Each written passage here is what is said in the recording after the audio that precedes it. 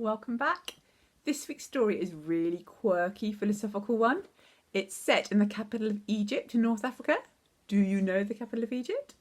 You'll find out partway through. Here's our book, The Day of Ahmed's Secret, illustrated by Ted Lewin. I love these watercolour illustrations, which are so detailed. There's such a sense of place in this whole book. It really conjures up the atmosphere of the city.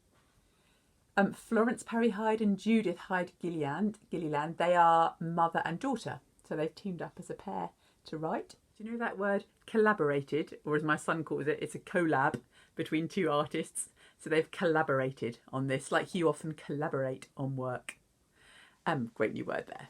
And back cover, I won't read you the blurb because it gives away which city we're in and because it's slightly patronising. Okay, inside the cover you can see the date it was published, 1990, easy maths, so that's 30 years ago, fashion you might see. And then it's got a little bit of a glossary here. Butagaz is a word used to refer to butane gas canisters used in gas stoves. I don't know if you've ever been enjoying cooking on my Cala gas stove when I'm camping, as long as it's not raining. So you've got your kind of hob here where you're going to cook your saucepan, maybe pasta. That's the lid that protects it from the wind. And then you've got your sort of knobs on the front to control temperature. And then coming down here, there's a pipe and it attaches to this really heavy, usually blue metal canister with Cala gas inside or butane gas. And there's a little knob to switch it on and off here. And then this feeds in the gas to your hob and you can cook your pasta or something more adventurous with a flame coming out of the hob. That's butagaz.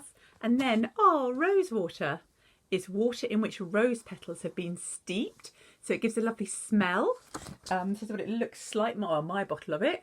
I use it when I'm cooking basbousa, this very sort of, I don't know, semolina-y Middle Eastern cake, which is gorgeous.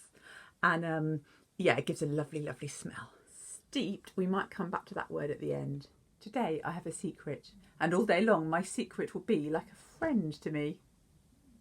Tonight I will tell it to my family, but now I have work to do in my city. Do you want to predict what his work might be? I think it might be more than loading the dishwasher. My donkey pulls the cart I ride on. I have many stops to make today. The streets are crowded. Everyone is going somewhere. Like me, everyone has something important to do, and they are making such a noise of it. This is where you will have to imagine the cacophony as people go about their business. Look at Ahmed's donkey cart, and you can see lying here the canisters lying on their side of butane gas, butagaz. I wonder what people put in these golden pots that they're selling on this stall here. I'm intrigued by the architecture. Look at this building. I wonder what that is. Let's have a little browse around this illustration first. Look at these geese here for sale. There's Ahmed with his donkey cart. Oh look, the weighing scales. Do you remember from when you were younger and you would put the weights on one side and then have something that was equal on the other side to balance the scales?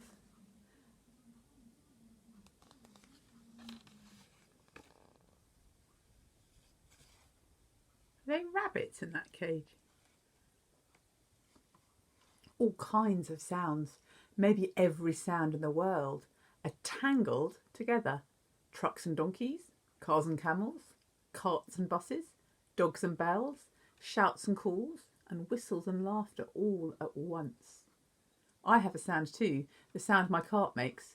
Carink, carink, carink, carink, carink, carink. I know my sound helps to make the whole sound of the city, and it would not be the same without me. Loudest of all to me today is the silent sound of my secret, which I have not yet spoken. Over all the noise I hear my name, Ahmed, Ahmed, and my name becomes part of the city sound too. It's Hassan calling to me. He leans over the counter of his cart. There he is. And the bright colours of the cart mingle with the other colours of the street, the way the noises all go together to make the sound of the city.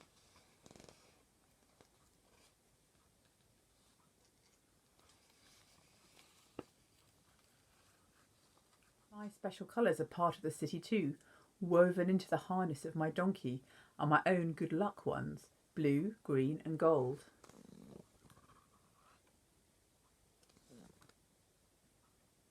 Hassan hands me a dish of beans and noodles and says, "And how goes the day of my friend, the Butagast boy?"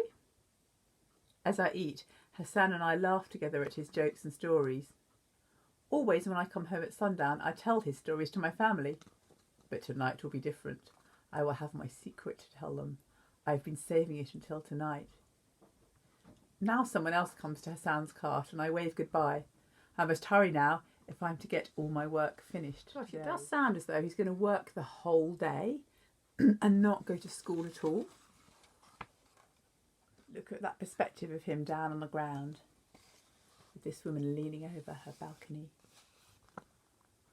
The first place I go to is the home of the old woman. She has been waiting for me. "Ahmed, Ahmed," she calls, "are you bringing me the fuel for my stove?" The old woman is leaning out of her window. I look up and smile.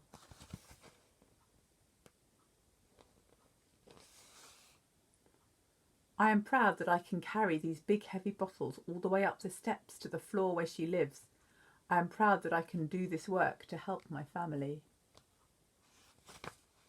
It's such a different perspective, isn't it? We might well be feeling fed up at the work or the chores that we have to do. And here he is working the whole entire day, all day, every day, and feeling proud of his contribution.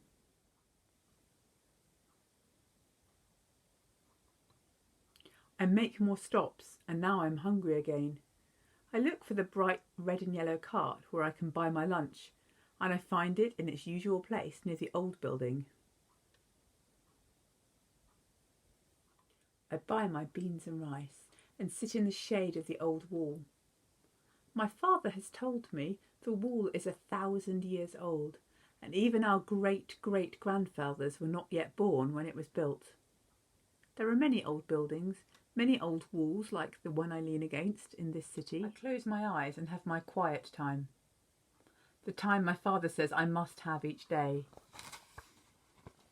If there are no quiet spaces in your head, it fills with noise, he has told me. I like that. If there are no quiet spaces in your head, it fills with noise. Sometimes I think when we're on lockdown, if you have a busy house at home with lots of brothers and sisters and lots going on, maybe it's quite hard for you at the moment to get a quiet space. But interestingly, he manages to find his own inner peace in this busy, bustling city. He has shown me how to find my way in the city, and he has taken me to each place where I now have to bring the heavy bottles. In those days before I was strong enough to do this work alone, I would sit in the cart and watch my father lift and carry the bottles. One day I told him that now I could do it by myself. He watched me try to take a heavy bottle from the cart. I could not do it and I was ashamed. "Hurry to grow strong, Ahmed," my father said on that day. For the first time I saw that his face had a tired look, like the faces of the old men in the city.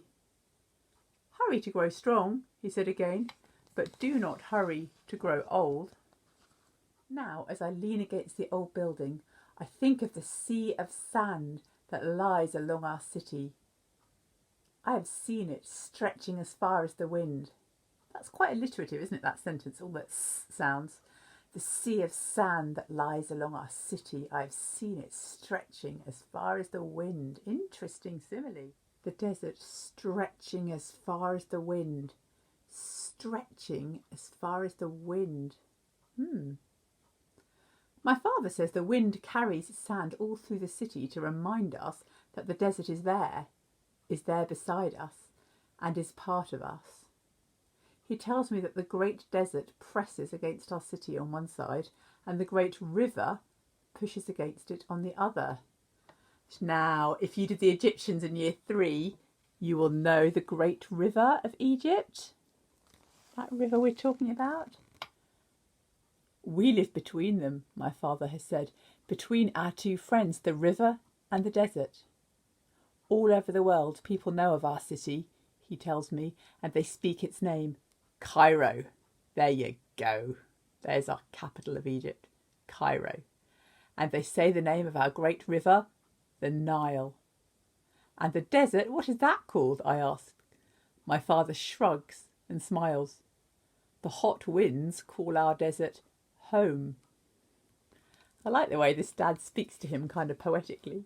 He himself has never crossed the desert, but in the city are the caravans of camels and their riders who have crossed it many times, the way the boats cross and recross the river. Have you met that before? A caravan of camels? Do you see it's all in a row? This group of camels who would travel together. So there'd be a caravan of camels travelling all together, a group going through the desert. I lean against the wall and I think of these things and of my secret. But I must finish my work before I go home.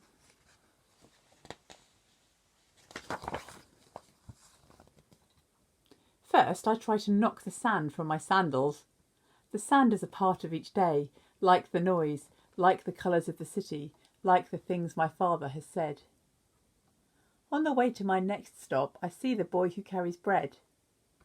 From a window, a girl lowers a basket to him on a rope, and he puts some bread in the basket. There we are. I guess it saves him a journey running up. Like me, he has many stops to make each day, but he is not strong enough to do what I do. No one lowers a rope to me for my heavy loads. No rope could carry what I carry. I hear the rosewater man before I see him. He clicks 2 cups together as he walks along the street, so people will hear him and come to him for a drink. Look, can you see these metal rings here where the glasses are? And then he pours the rosewater out of this nozzle. Interesting, very different from my rosewater here. I wonder if it tastes the same or smells the same. I give him my smile. He does not give me his, but our eyes meet and we know we are connected to the same day and to the same city. I do not buy his rosewater, but seeing him has reminded me how hot and thirsty I am. I take a drink from the bottle of water I always carry in my cart. So why do you think he didn't smile back?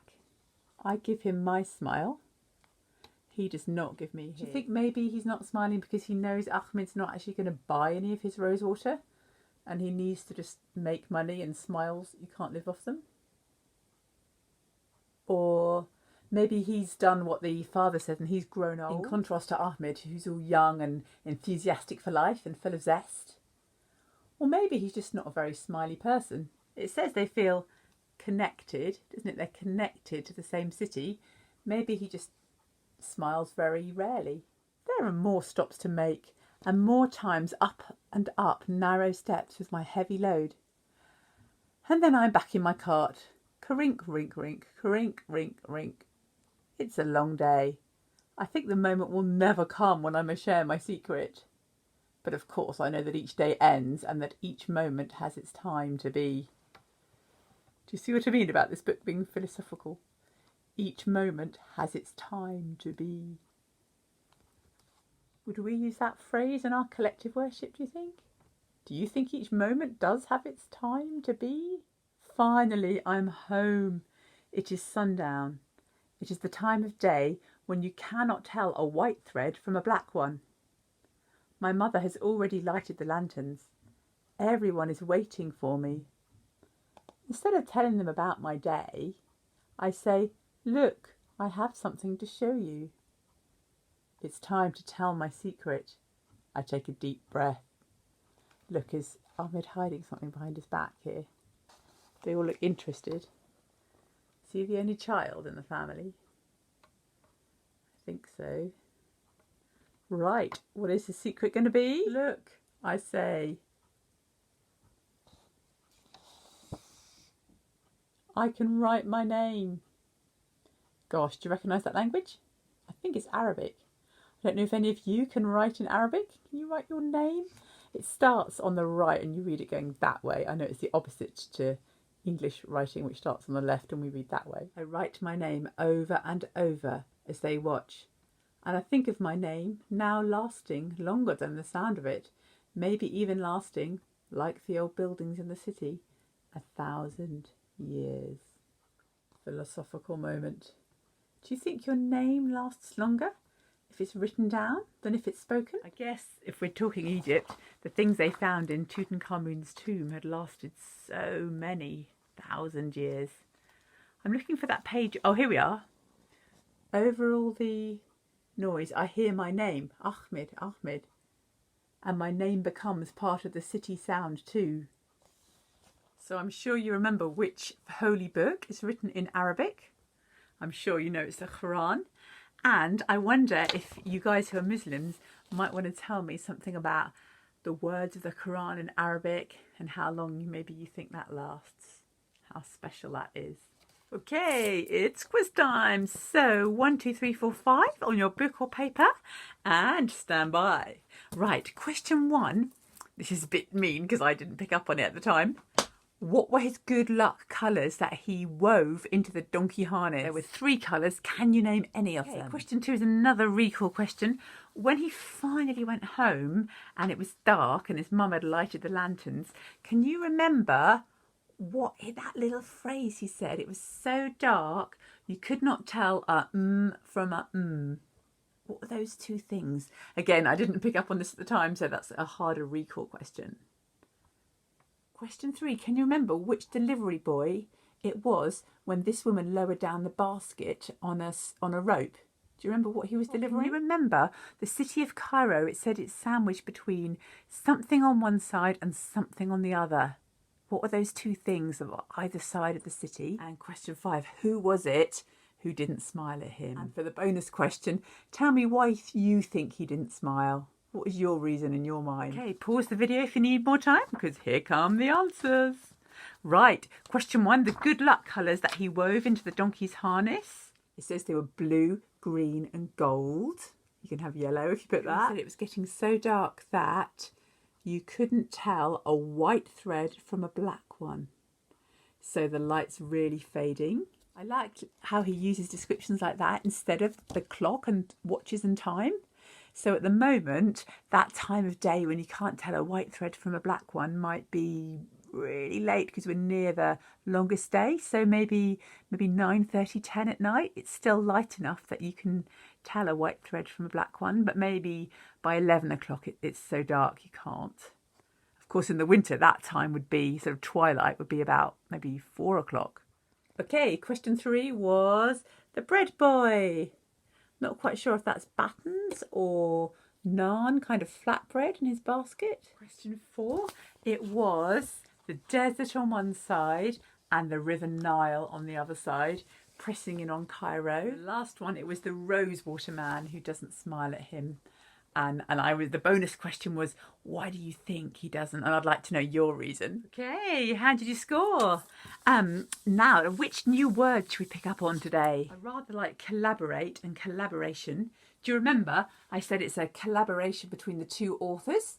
It means you work on something with somebody. So, double collab, or 8, or collab, or Asian, or collab. So if you work in a group, maybe you'll we haven't done this for such a long time. If you're working on a poster at school, you might, or acting out a play, you might collaborate in a group of 4. You might say, I'll do this, you do that, and let's do this together. Collaborating on a poster. Collaboration. In World War II, they had a nasty meaning of this word. So this generally is like a cooperation, is a cooperative, nice kind of word. But in the war, if they had collaborators, that would be like that you were collaborating, working together with the enemy, with the other side. So it was like you were a kind of a spy or a betrayer if you were a collaborator. But that was very specific to World War II. So let's just stick with the nice meaning. Okay, I think I said that patronising. I said I didn't want to read the blurb off the back cover because it was a bit patronising. Do you know patronising? It makes it's like talking down to you, like you're really little and someone's kind of patting you on the head. There. So it's treating you like you're more babyish than you are. Trucks and donkeys, cars and camels, carts and buses. The bustling streets of Cairo are exciting, but today Ahmed will share his secret, which is even more exciting. Doesn't that make it sound like it's aimed at like 5-year-olds or something? I think that's patronising. You might say... It's always a kind of slightly irritating negative thing to be patronised. You might say to your older brother or your older sister, and they're like, oh, so-and-so's too young to watch a film. Don't patronise me. That's great. We have got time to do steeped. So steep, like a steep hill, but a completely different meaning. Steeped means soaked in something. So, do you remember the rose water at the beginning? Rose water is water in which rose petals have been, where are we? Steeped. So, you'd put your rose petals or tea. Sometimes people say they'll leave the tea to steep. I use the word brew, but some people use the word steeped. So, oh gosh, how to draw a teapot. Also, you might say that a town, maybe this Cairo, is steeped in history. Okay, it means like it's surrounded by it, it's full of it. So inside here, you've got X-ray vision looking into the teapot. The tea leaves are steeping in the hot water, and all the flavour is coming from those little tea leaves out into the water. So when you pour it, let's give you a tea strainer so you don't get bits in your cup, then what you pour out is all brown and has got a lovely flavour instead of the boiling water that was all clear that went in. So because the tea leaves have been steeping in the water, it's turned into tea. Steeped. So the city was steeped in history. The tea bags have steeped enough to make a good cup, or the tea leaves have steeped enough to make a good cup of tea. And the rose water, the rose petals have been steeped in the water to make that lovely smell when you take the lid off. Here we go. Unscrew the lid and... ooh! Do you remember when we were talking about the noise of the city? I said that all those sounds would weave together into a cacophony. Cac-or, and then the f sound is a ph. Cacoph and e. A cacophony of sound. So cacophony is to do with noise. Okay, so imagine wet play at school and everybody is throwing paper aeroplanes and shouting and trying to call people over here to do something, and then somebody's ringing the dinner bell over here, and this poor person is putting their hands on their ears because it's such a cacophony. It's such a crazy noise all going on. You often talk about the cacophony in a city or in a market where there's loads going on and loads of different voices and noises, car horns beeping and loads happening. Do you remember that word I used when I was talking about the buildings? Architecture. So there's loads of different architecture, different styles of buildings in the story. See that sort of keyhole archway with the ancient buildings through there? Architecture. So you spell it with a CH, architecture. Maybe in your head you can think of like an archway. So archy, and then tect, and then URE, architecture. So in Croydon, we might have really tall modern office blocks and the flats that have just been going up near East Croydon Station. And then we might have really old-fashioned, you know, the clock tower in the library? We've got that really old-fashioned kind of orangey spire there. And then we've got loads of different like terraced houses and detached houses, and we've got some like Art Deco, funny, unusual buildings in Croydon Town Centre. All this different kind of architecture, different buildings. If you really like art, and also if you quite like maths, you might like to go into that as a thing to study, and then a career or a job, designing buildings, architecture. really important. Most of the architects I know have very neat handwriting, so that might not be the career for me. Well, there are our new words for today, and I hope you've enjoyed this, and I hope you have a really good week, and I really hope to see you soon. Take care, stay safe, bye.